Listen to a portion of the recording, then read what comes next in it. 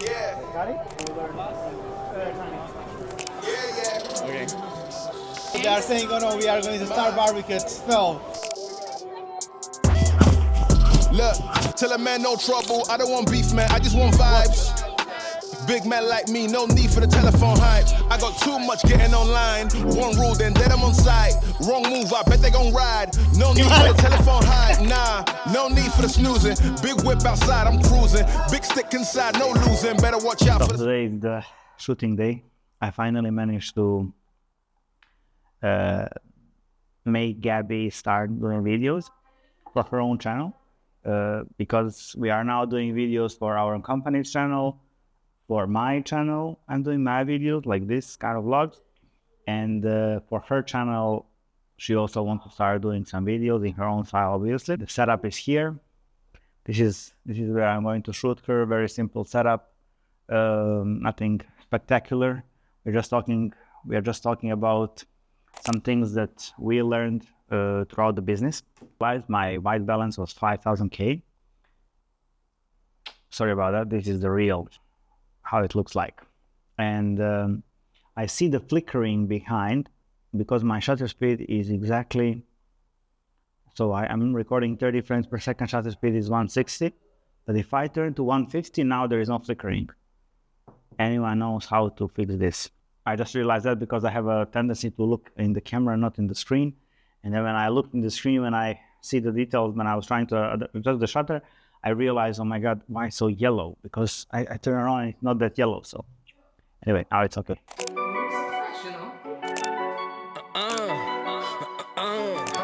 No front, no frontin' allowed, no frontin', no frontin' allowed, no frontin', ain't no frontin' over here. What you say? And ain't no frontin' over here, no frontin', no frontin' allowed. I don't think you hear me clear. Ain't no frontin' over here. How many times?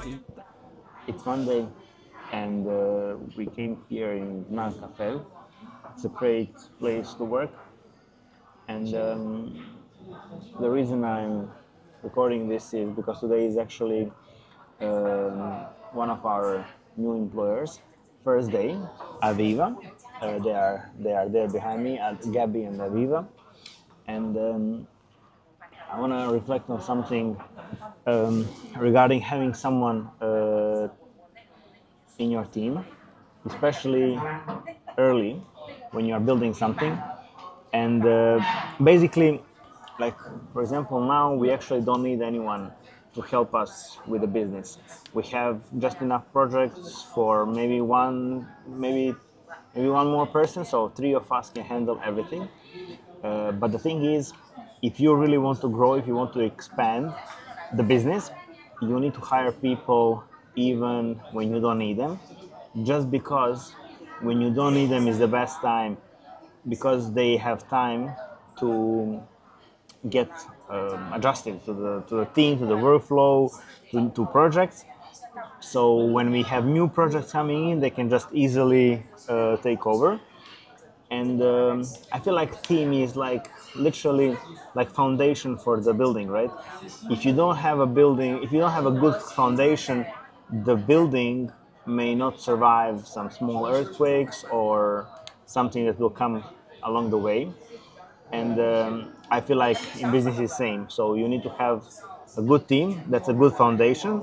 And then when earthquakes, those are new clients, potential businesses, potential ideas, whatever, when they come in, we are strong to hold. Another thing that people ask me usually, like, why do you hire someone? You don't need them. Like, the more people you have, the less money you can actually earn. And it's true, but on the other hand, imagine you have a new business, like new client coming in, or maybe you are just negotiating, and then they ask you, so how big is your team? Imagine you saying it's only 2 of us or 3 of us, but don't worry, we can handle it. Or some people, what they do is like they lie, and I'm not one of those people. I cannot lie, I cannot even lie to you.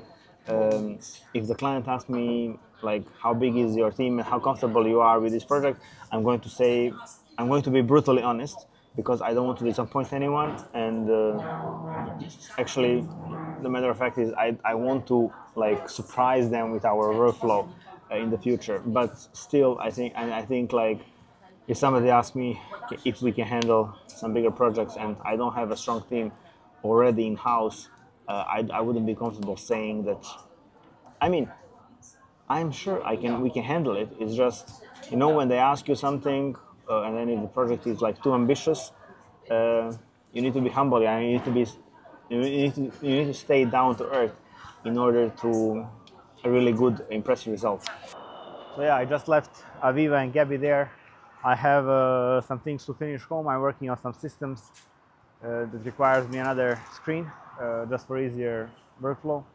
And yeah, Monday is typically like this, busy, staying at one place mostly, either home or some coffee shop or a hotel.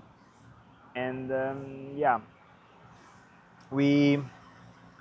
I'm going to take a bike home. I forgot my sunglasses, so I'm going to pack my camera. I don't want to cause any trouble, any damages.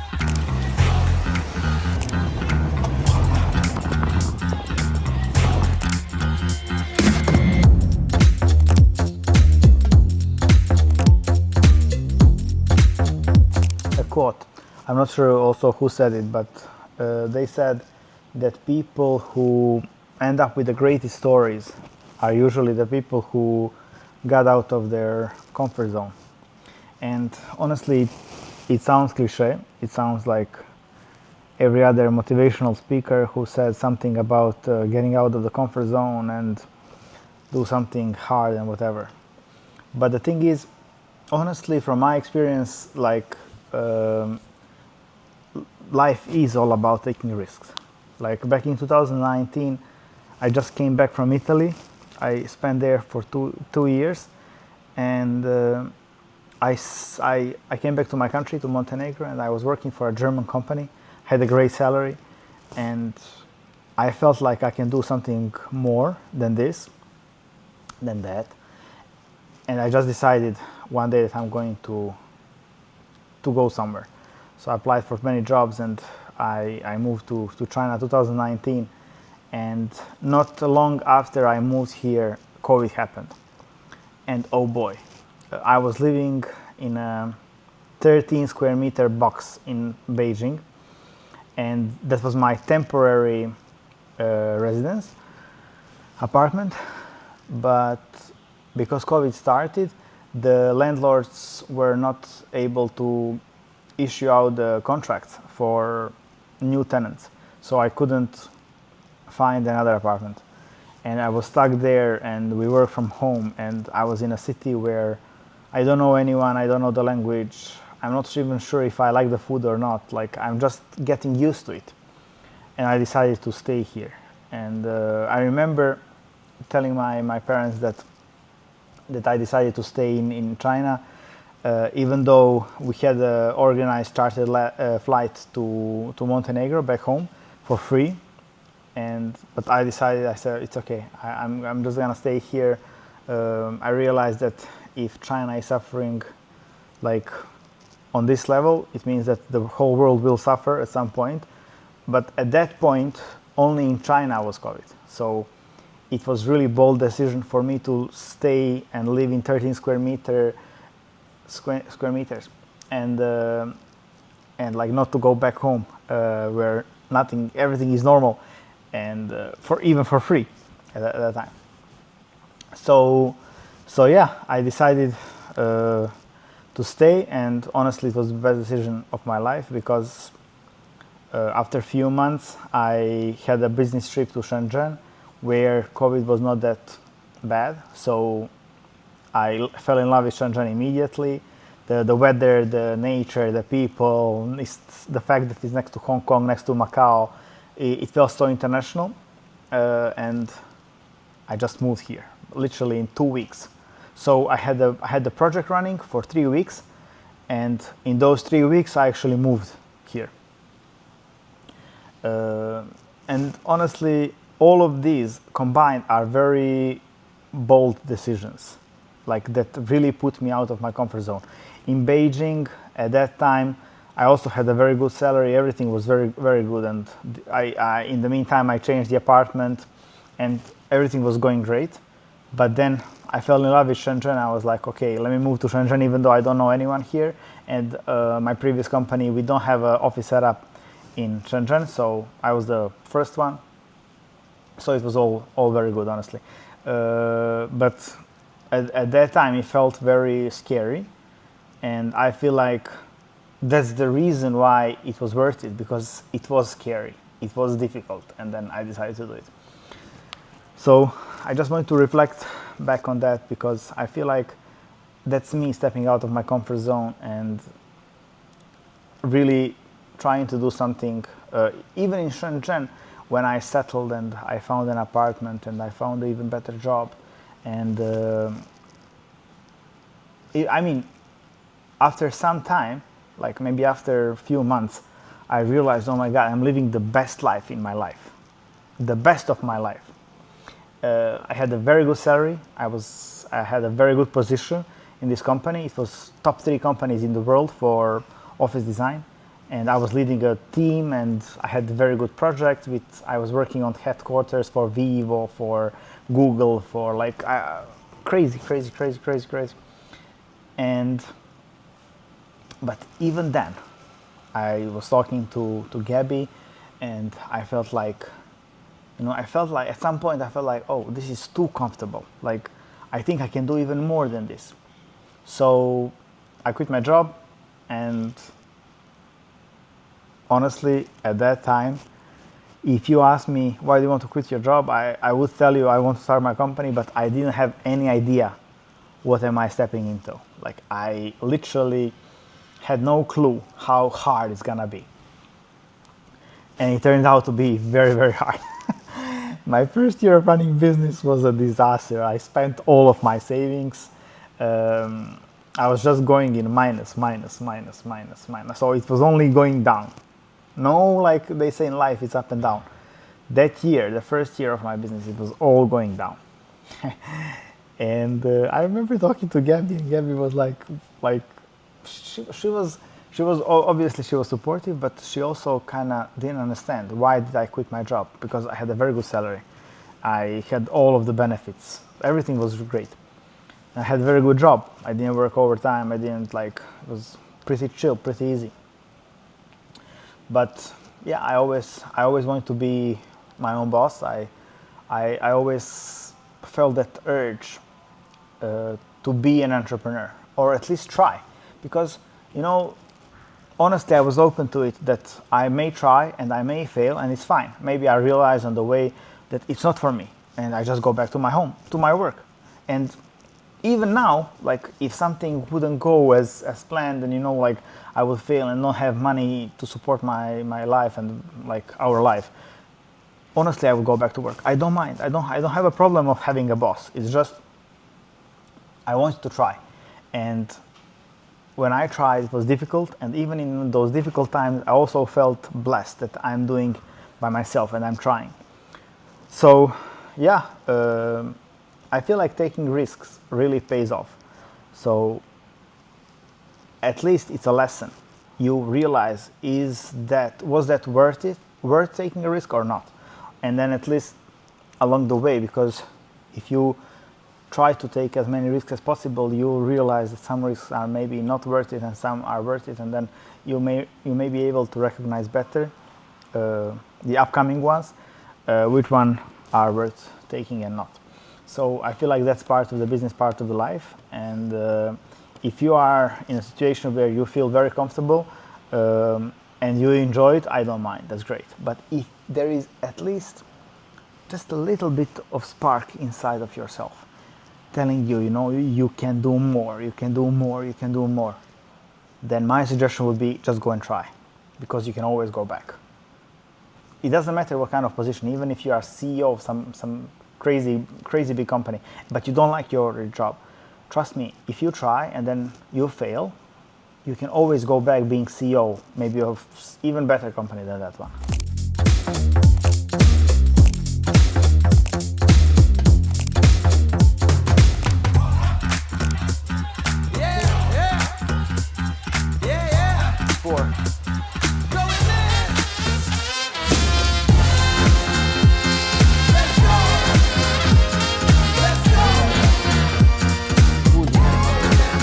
Saturday morning, I've been thinking about how I never understood when people, especially, I never understood in those movies when people are going through pain, and then, for example, Rocky.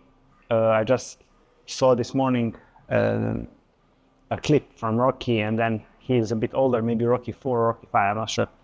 Anyway, so he's a bit older and he needs to work out. And obviously he's in pain. He still go through the workout.